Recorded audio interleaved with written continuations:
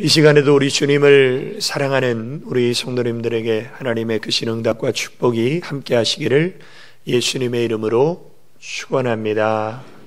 오늘 하나님께서 우리에게 주신 말씀 창세기 39장 1절에서 3절까지 하나님 앞에서 라는 말씀의 제목입니다.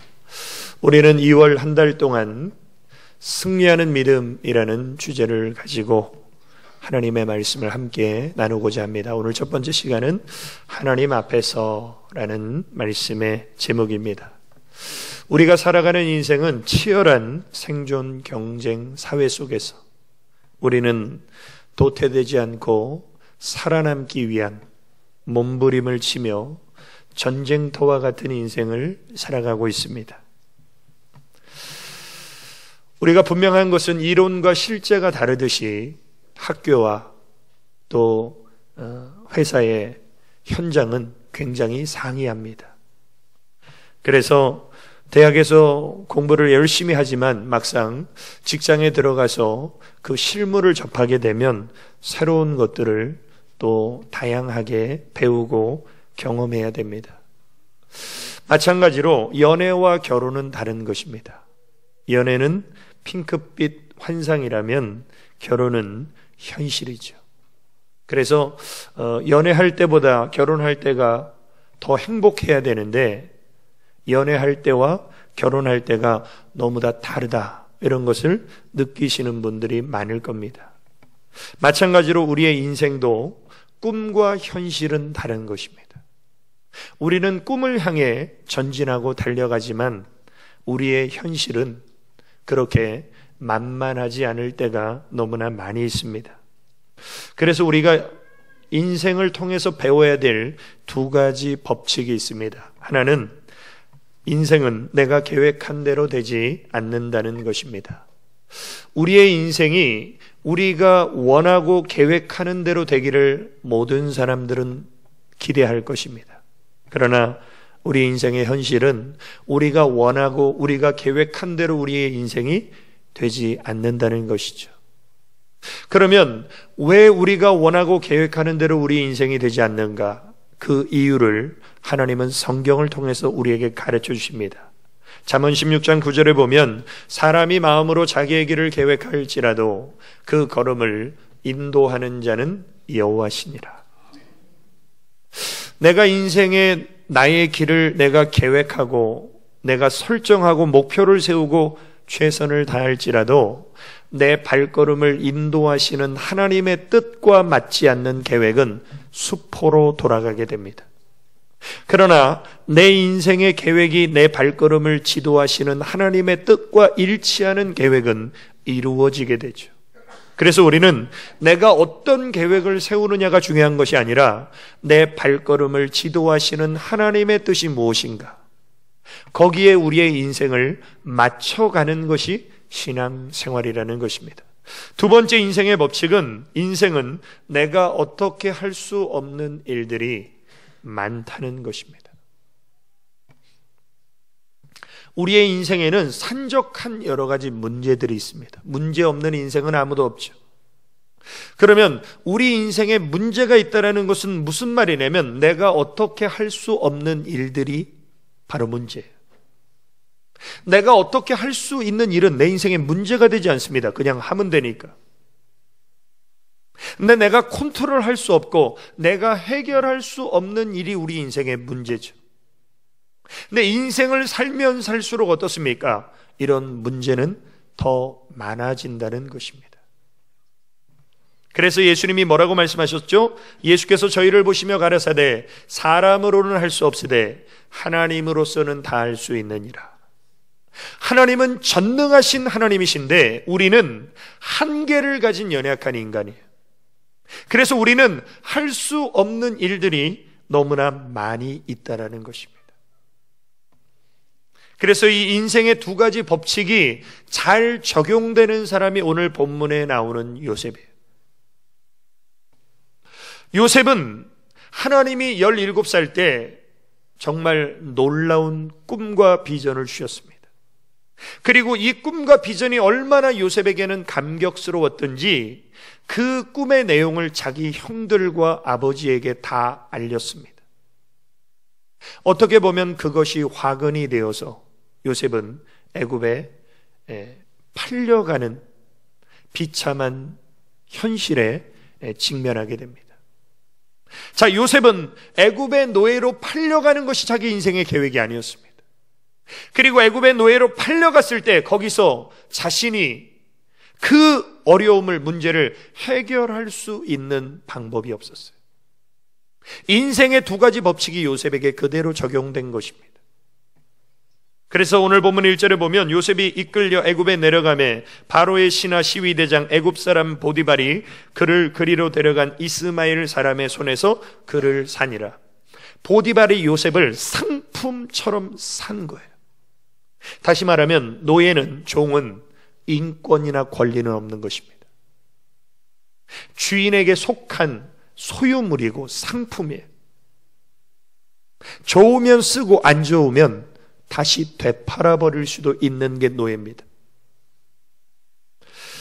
자, 이렇게 절망적이고 너무나 비참한 상태에서 요셉은 하나님을 원망하지 않았어요. 불평 한마디 하지 않았습니다. 요셉은 자신에게 주어진 이 현실을 하나님 앞에서의 신앙을 가지고 극복하게 되죠. 제가 학생들에게 자주 언급하는 말이 뭐냐면, 우리의 인생은 만남의 축복이 중요한데 그 만남에는 두 가지가 있다. 하나는 주어지는 만남이 있고 하나는 선택하는 만남이 있다. 주어지는 만남은 무엇입니까? 부모, 형제, 가족. 이것은 내가 선택할 수 없는 거예요. 그런데 어리석은 사람은 어떤 사람이냐면, 왜 우리 아버지는 돈이 없어? 왜 우리 엄마는 못 배웠어? 이렇게 자기 부모를 불평하며 원망하는 사람은요, 어리석은 사람이에요. 왜? 선택하지 못하는 것은 어떻게 해야 됩니까? 받아들이고 수용하는 거예요. 그게 지혜로운 사람이에요. 마찬가지로 지금 요셉은 자신의 선택과는 상관없는 노예 상태, 종살이를 하게 됩니다. 여기서 요셉은 불평하거나 원망하지 않고 하나님 앞에서의 신앙을 가지고 이 고난을 극복하고 하나님이 주시는 비전을 이루는 위대한 인생이 되죠. 우리는 요셉을 통해서 하나님 앞에서의 신앙은 과연 어떤 것인가?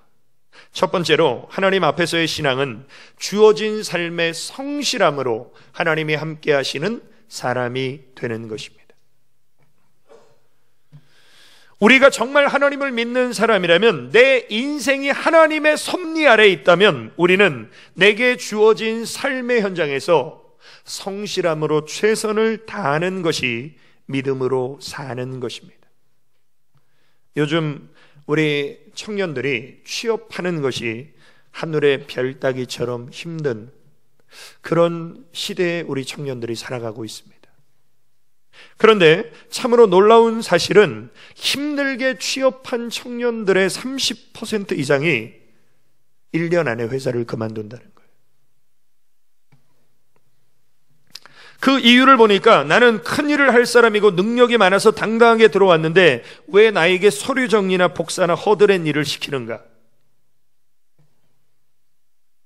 나에게 내 능력에 맞는 더 큰 일, 더 중요한 일을 맡겨달라고 생각합니다. 그러나 하나님은 그런 사람들에게 뭐라고 말씀하시는 줄 아십니까? 큰 일을 맡기 전에 먼저 작은 일에 충성하는 삶을 살아라. 요셉은 하나님이 주신 멋진 꿈과 비전이 있었어요. 큰 일을 해야 될 사람입니다. 그런데 보디발의 집에서 종살이 하고 있어요. 그때 요셉은 불평하거나 원망하지 않고 자기에게 주어진 삶의 현장에서 성실함으로 최선을 다하게 되죠. 우리는 요셉을 통해서 하나님께서 우리에게 가르쳐 주시는 인생의 성공 비결을 발견하게 됩니다. 그것이 무엇입니까? 누가복음 16장 10절에 보면, 지극히 작은 것에 충성된 자는 큰 것에도 충성되고 지극히 작은 것에 불의한 자는 큰 것에도 불의하니라. 하나님의 원칙이 있습니다. 작은 일에 충성하는 사람에게 큰 일을 맡기시겠다는 거예요. 작은 일에 불충하는 사람에게는 큰 일을 절대 맡기시지 않는다.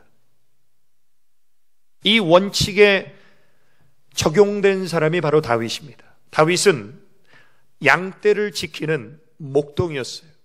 아무도 알아주지 않는 누추한 일입니다. 그러나 그 일을 성실하게 탁월하게 잘하니까 하나님이 이스라엘을 기르는 목자로, 왕으로 하나님이 다윗을 세워주십니다. 하나님의 뜻이 무엇입니까? 하나님은 우리에게 큰 일을 하기 전에 먼저 작은 일을 하라고 말씀하십니다. 혹시 이 예배들을 드리는 성도님들 가운데 이런 생각을 가진 분이 계실 수 있습니다. 왜 나는 작은 일에도 최선을 다하고 있는데 왜 나는 여전히 여기서 벗어날 조짐이 하나도 보이지 않습니까? 그런 분들에게 하나님은 물어보십니다. 이유가 뭐냐고. 작은 일에 최선을 다하는 이유가 무엇이냐? 하나님이 우리에게 원하시는 것은 우리가 하는 일이 작은 일이고 보잘것없는 일일지라도 하나님이 내 삶에 함께 하셔서 매일매일 하나님의 은혜에 감사하며 기뻐하며 내게 주어진 일을 최선을 다하는 바로 그것이지, 그곳에서 벗어나는 것이 목적이기 때문에 최선을 다하는 사람은 하나님과 코드가 맞지 않는 것입니다. 내게 주어진 삶이 하나님이 나와 함께 하시는 은혜의 삶이기 때문에 최선을 다하는 삶이나, 여기서 내가 벗어나기 위해서 최선을 다하는 사람이나 겉으로 볼 때 열심히 일하는 건 똑같아요. 그런데 중심을 보시는 하나님이 보실 때는 다르다는 거예요. 우리는 하나님 앞에 살아가는 사람이에요. 지금 요셉이 성실하게 최선을 다했던 것은 내가 이 지긋지긋한 종살이 나는 벗어나고 하나님이 주신 꿈을 이루기 위해서 내가 최선을 다해야지, 그런 마음으로 한 것이 아니에요. 요셉은 자신에게 주어진 삶을 하나님을 원망하거나 형들을 미워하지 않고 자신에게 주어진 삶을 하나님의 은혜 속에 최선을 다했습니다. 하나님은 그런 요셉과 함께 하셨어요.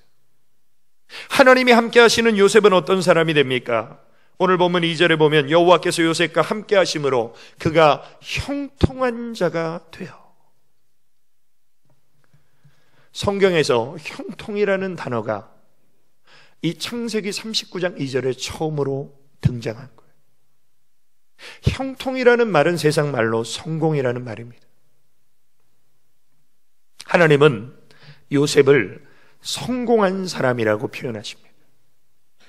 근데 우리가 인간적으로 생각할 때는 요셉보다 우리가 잘 아는 믿음의 조상 아브라함, 그 아브라함에게 형통이라는 단어가 더 어울릴 것 같습니다.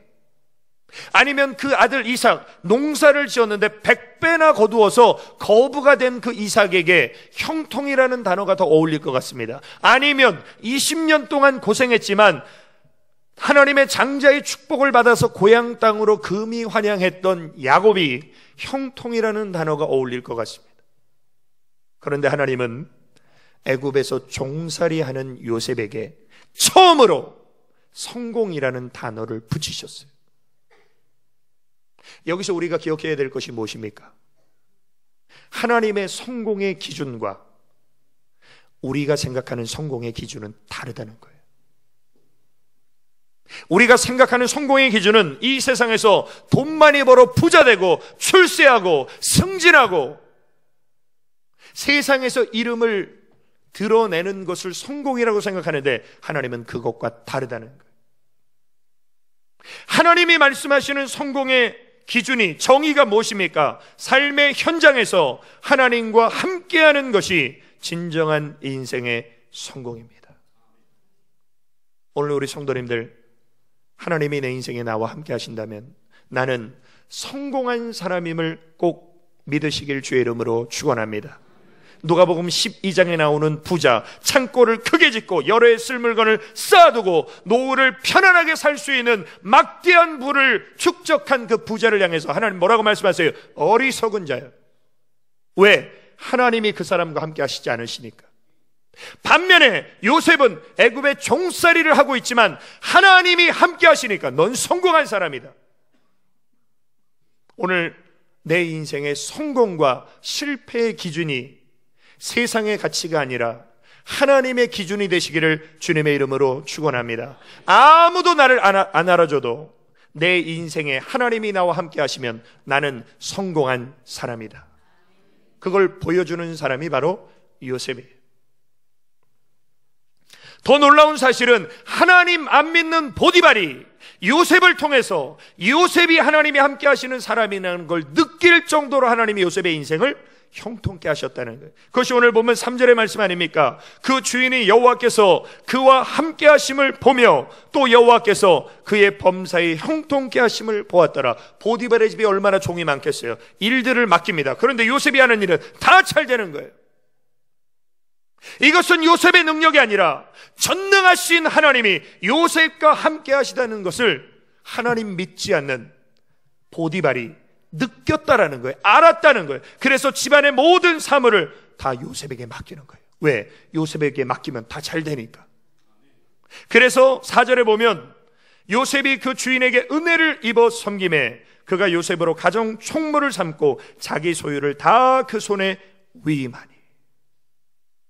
만약 요셉이 아니 하나님이 나에게 멋진 꿈을 주셨는데 내 인생은 왜 이 모양 이 꼴이냐 그러면서 불평하고 원망하고 밤낮 술만 마셨다면 요셉은 아마 암 걸려 죽었을 수도 있어요.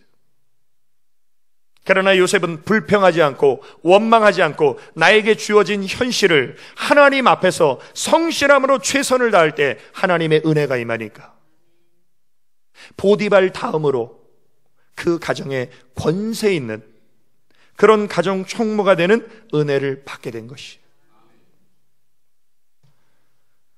보디발의 아내의 유혹 때문에 그 유혹을 뿌리쳤던 결과는 감옥에 갇히는 거예요. 어떻게 보면 요셉의 인생은 믿음으로 더 점점 하나님을 인정하며 사는데 더 인생이 바닥으로 내려갑니다. 오늘 우리 성도님들 가운데 그런 분 계십니까? 나 하나님 더 의지하고 하나님 말씀 붙잡고 더 하나님 앞에 기도하는데 왜 내 인생은 점점 바닥으로 내려갑니까? 분명한 사실은 그 현장에 하나님이 함께 하시면 나는 내 인생은 표면적으로 볼 때 바닥으로 내려갈지라도 나는 성공하는 사람이다. 하나님이 함께 하시는 사람이 형통한 인생이다. 그래서 요셉은 감옥에 갇혔을 때도 간수장에게 인정을 받죠. 그래서 창세기 39장 23절에 보면 전옥은 그의 손에 맡긴 것을 무엇이든지 돌아보지 아니하였으니 이는 여호와께서 요셉과 함께 하심이라. 여호와께서 그의 범사에 형통케 하셨더라. 오늘 내가 일하는 일터와 내가 받는 연봉과 세상 사람들이 나를 평가하는 기준에 나를 맞춰 살아가지 마시고 내 인생이 어느 곳에 있든지 무엇을 하든지 살아 역사하시는 하나님이 나와 함께 하시는가, 나는 하나님의 임재 속에 사는가를 생각하시면서 하나님이 함께 하시는 형통한 사람이 되시기를 주님의 이름으로 축원합니다. 두 번째로 하나님 앞에서의 신앙은 삶의 현장에서 하나님을 시인하고 인정하는 사람이 되는 것입니다.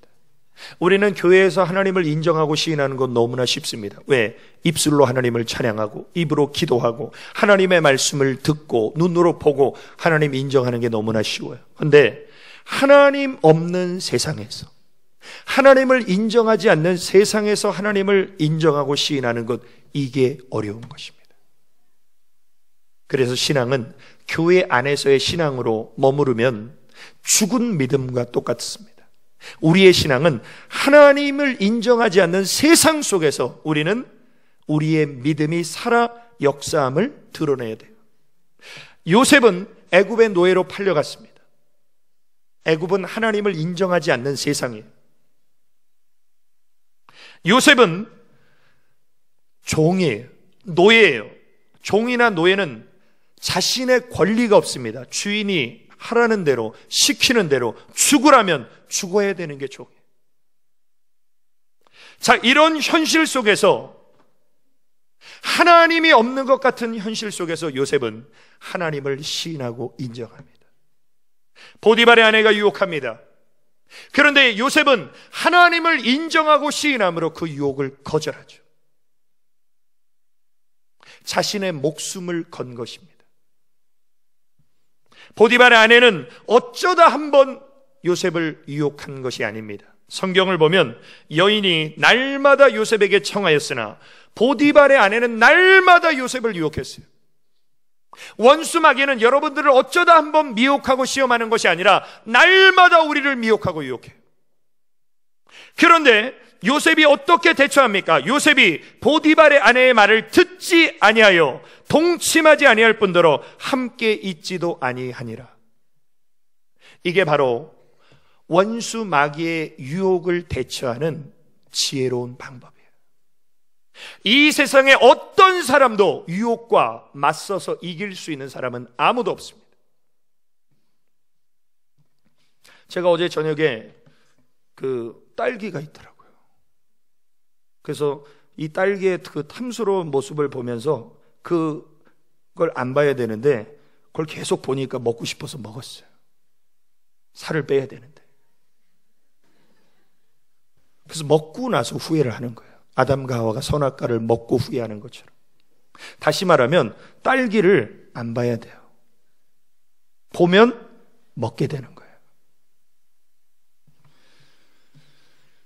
우리가 이 세상에서 지혜롭게 살려면 요셉과 같은 믿음을 가져야 됩니다. 요셉은 어떻습니까? 애굽의 종살이라는 고난과 시련은 믿음으로 맞서 싸웠어요. 반면에 보디발의 아내의 달콤한 유혹은 피했습니다. 그런데 오늘날 많은 크리스천들이 고난은 피해가려고 해요. 유혹은 맞서 싸우려고 백전백패하는 거예요. 고난을 맞서서 싸우되 유혹은 피하는 것이 지혜로운 삶이에요. 요셉은 그렇게 살았습니다. 내 인생의 역경과 고난은 하나님 앞에서 맞서 싸웠고, 보디발의 아내의 달콤한 유혹은 피해서 그 유혹을 이겨냈죠. 그러던 어느 날 보디발의 아내와 요셉이 그 큰 집에 두 사람만 딱 남았습니다. 또 보디발의 아내가 유혹합니다. 이 집에 아무도 없다. 하나님 없는 사람의 특징이 뭡니까? 보는 사람 없으면요 무슨 짓이라도 해요. 아무도 보는 사람 없다. 완전 범죄라는 것이죠. 그런데 하나님을 섬기는 요셉은 이렇게 보디발의 아내에게 말합니다. 이 집에는 나보다 큰 이가 없으며 주인이 아무것도 내게 금하지 아니하였어도 금한 것은 당신뿐이니 당신은 자기 아내임이라. 내 주인 보디발이 내 아내를 빼곤 다 네 맘대로 해라. 그렇게 말했다는 거예요. 나는 이 집의 2인자라는 거예요. 그러나 내가 어찌 큰 악을 행하여 보이지 않지만 살아계신 하나님께 득죄하리까. 이것이 하나님 앞에서 하나님을 인정하고 시인하는 요셉의 믿음입니다. 어떻게 보면 안주인의 말을 반드시 들어야만 되는 종의 위치에서도 하나님을 인정하면서 자신의 믿음의 인격을 지켰던 사람이 바로 요셉이에요. 우리는 믿음과 함께 인격을 지키는 것이 중요합니다. 우리가 비인격적인 말과 행동을 들을 때 우리도 비인격적인 말과 행동으로 반응한다면 그 사람은 악을 악으로 갚는 사람이에요.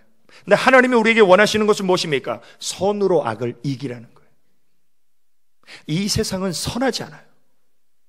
선하지 않은 세상에서, 악한 세상에서 악한 방법으로 내가 세상 사람과 똑같이 살고 있다면 나는 하나님을 인정하고 시인하는 삶을 살지 못한다는 것이죠. 예를 들면 욥의 아내가 쫄딱 망해버린 욥에게 나 같으면 하나님 욕하고 죽어버리지 왜 살아? 이렇게 말했을 때 욥은 하나님 앞에서 자신의 믿음의 인격을 지키며 아내에게 뭐라고 말합니까? 그가 이르되 그대의 말이 어리석은 여자 중 하나의 말 같도다. 우리가 하나님께 복을 받았은즉 재앙도 받지 아니하겠느냐 하고 이 모든 일에 욥이 입술로 범죄치 아니하리라.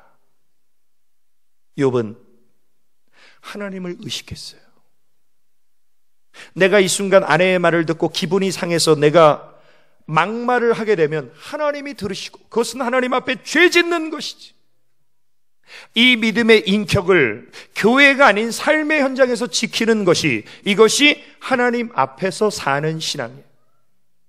우리는 매스컴을 통해서 모든 사람이 부러워할 만한 성공의 자리에 위치해 앉은 고위 관료들이 한순간에 사람들의 손가락질을 받으며 추락하는 것을 보게 됩니다. 그 이유가 무엇입니까? 자신의 인격을 지키지 못했기 때문에.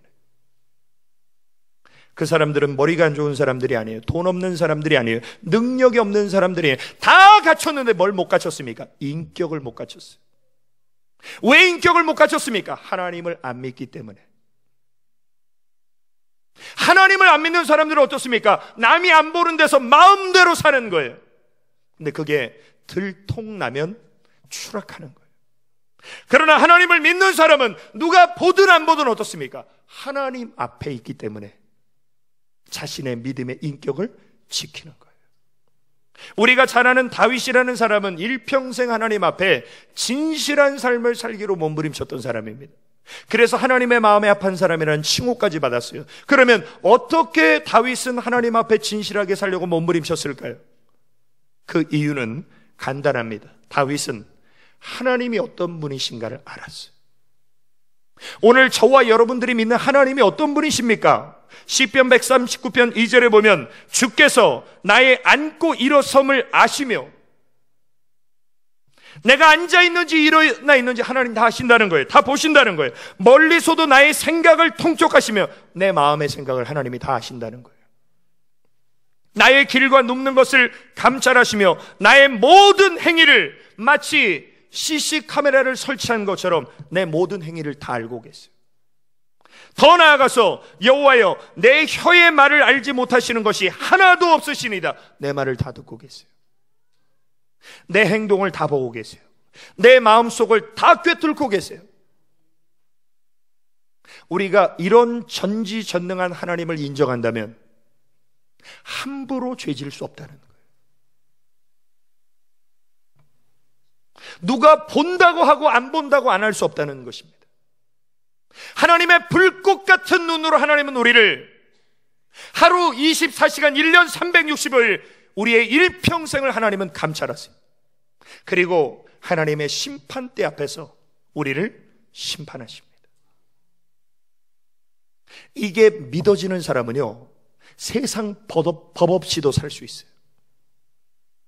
우리 예수 믿는 사람들에게 가장 두려운 것이 뭡니까? 죽는 게 아니에요. 우리 예수 믿는 사람에게 가장 두려운 것은 내가 하나님의 심판대 앞에 섰을 때 하나님이 나를 향해서 뭐라고 말씀하실까? 나를 착하고 충성된 종아라고 말씀하실까? 악하고 게으른 종아라고 말씀하실까? 나를 도무지 모른다고 말씀하실까? 이게 두려운 거예요, 우리에게는. 오늘 사랑하는 성도 여러분, 누가 보든 안 보든, 사람이 있든 없든, 어느 곳에 있든지 우리는 하나님 앞에 있음을 인정하고 시인하면서 내 믿음의 인격을 지키시기를 주님의 이름으로 축원합니다. 결론입니다. 하나님 앞에서의 신앙은 오늘을 믿음으로 사는 사람이 되는 것입니다.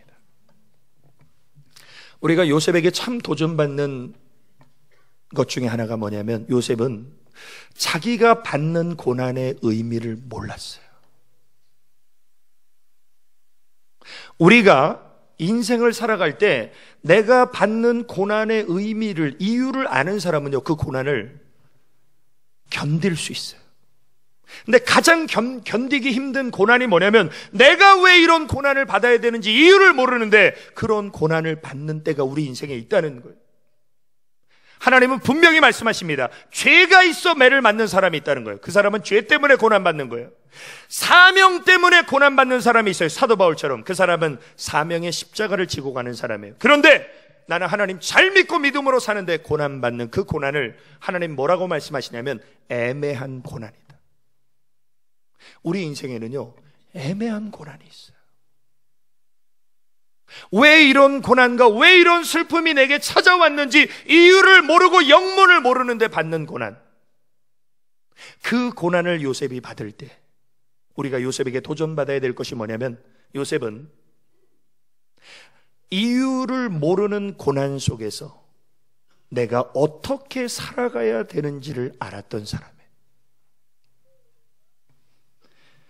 우리가 요셉을 통해서 배워야 될 신앙인의 자세가 무엇입니까? 자신이 고난받는 이유는 알지 못했지만 그런 환경 속에서 내가 어떻게 살아야 하는가를 아는 것이에요. 이게 우리 그리스도인들에게 필요합니다. 우리는 우리의 인생에 우리가 겪는 고난과 문제와 고통에 대한 이유를 다 알 수 없습니다. 그러나 분명한 것은 하나님은 우리가 그런 삶 가운데서 우리가 어떻게 살아가야 되는가를 요셉을 통해서 우리에게 가르쳐 주시는 거예요. 그 요셉이 우리에게 가르쳐 주는 그의 대답이 무엇입니까? 내가 어찌 하나님 앞에 악을 행하여 득죄하리요? 오늘 이 고백이 저와 우리 성도님들의 고백이 되시기를 주의 이름으로 축원합니다. 이것이 그리스도인의 삶이요, 이것이 하나님 앞에서의 신앙이에요. 지금 요셉의 현실은 하나님이 안 계신 것 같은 현실이에요. 그러나 요셉은 하나님을 인정하면서 하나님 앞에 믿음으로 살려고 몸부림쳤죠. 하나님은 이런 삶을 기뻐하신다는 거예요. 우리가 잘 아는 욥도 마찬가지입니다. 쫄딱 망했어요. 정말 하나님을 욕하고 원망할 수밖에 없는 상황이에요. 그런데 욥이 어떻게 합니까? 내가 모태에서 적신이 나와 싸운즉 또한 적신이 그리로 돌아가올지라. 주신 자도 여호와시오 취하신 자도 여호와시오니 여호와의 이름이 찬송을 받으실지니이다. 내 사업이 잘 되면 하나님 찬양하고, 내 사업이 부도나면 하나님 원망하고, 건강하면 하나님께 감사하고, 병들면 하나님께 불평하고, 이건 세상 사람이나 똑같은 사람이에요. 정말 믿음의 사람은 어떤 사람입니까? 내 삶이 좋은 일이 있든 나쁜 일이 있든, 높여주시든 낮추시든, 건강하든 병들었든 내 삶의 모든 것을 통해서 하나님을 인정하고 높여드리는 것, 이것이 믿음으로 사는 삶이죠. 분명한 사실은 우리는 내일 일을 자랑할 수 없습니다. 내일은 내 날이 아니에요. 우리는 하루살이처럼 오늘을 하루하루 믿음으로 살아가는 거예요. 그리고 내 인생 전체는 하나님의 손에 달려 있어요. 하나님의 섭리와 하나님의 인도하심을 우리는 일평생 받는다는 것만은 분명합니다. 그러나 하나님은 우리 인생을 어떻게 디자인하십니까? 형통한 날이 있고 곤고한 날이 있고, 형통한 날이 있고 곤고한 날이 있고, 이게 모든 인생이 다 똑같다는 거예요. 그래서 우리가 하루하루 하나님만 의지하고 인정하며 살도록 하나님은 우리의 인생의 미래를 모르게 하신 거예요. 영어로 현재를 프레젠트라고 합니다. 그런데 영어로 선물을 프레젠트라고 해요. 발음도 똑같고 철자도 똑같아요. 무슨 말입니까? 오늘이라는 현재는 하나님이 내게 주신 선물이라는 거예요. 여러분들 그런 말 들어보셨습니까? 우리가 그토록 힘겨워하는 이 오늘은 어제 죽었던 사람이 그렇게 살고 싶어하는 내일이다. 그런 말 들어보셨죠? 내 인생에 왜 이렇게 문제가 많고 힘든 거야? 이 오늘이 어제 죽은 사람에게는 내일이에요. 무슨 말이냐면 여러분들에게 오늘이라는 시간이 주어지는 거, 이거 당연한 게 아닙니다. 어제로 끝나는 인생들이 수두룩해요. 오늘이라는 시간을 하나님이 내게 주신 것은 나에게 하나님이 선물을 주신 거예요. 그래서 영화에 이런 말이 있었습니다. 어제는 이미 지나간 역사이고 히스토리이고 내일은 알 수 없는 미스테리이며, 그리고 오늘은 하나님께서 당신에게 주신 귀한 선물 프레젠트이다. 그래서 우리는 프레젠트라고 말한다. 우리는 현재를 선물이라고 말해야 돼. 하나님은 오늘이라는 은혜의 선물을 우리에게 주신 거예요. 이 오늘이라는 시간을 어떻게 살아야 됩니까? 하나님 앞에서 성실함으로 최선을 다하고 하나님을 인정하고 시인하면서 오늘을 믿음으로 사는, 하나님 보실 때 성공한 사람 꼭 되시기를 주님의 이름으로 축원합니다. 기도드리시겠습니다. 아버지 하나님, 크신 은혜와 사랑을 감사를 드립니다. 하나님 말씀 영혼에 담고 오늘이라는 선물, 은혜의 시간 하나님 앞에서 성실함으로 최선을 다하고 믿음의 인격을 지키며 하나님 앞에 코람데오의 신앙을 가지고 성공하는, 형통하는, 승리하는 삶을 살게 하여 주옵소서. 예수님의 이름으로 기도 올리옵나이다. 아멘.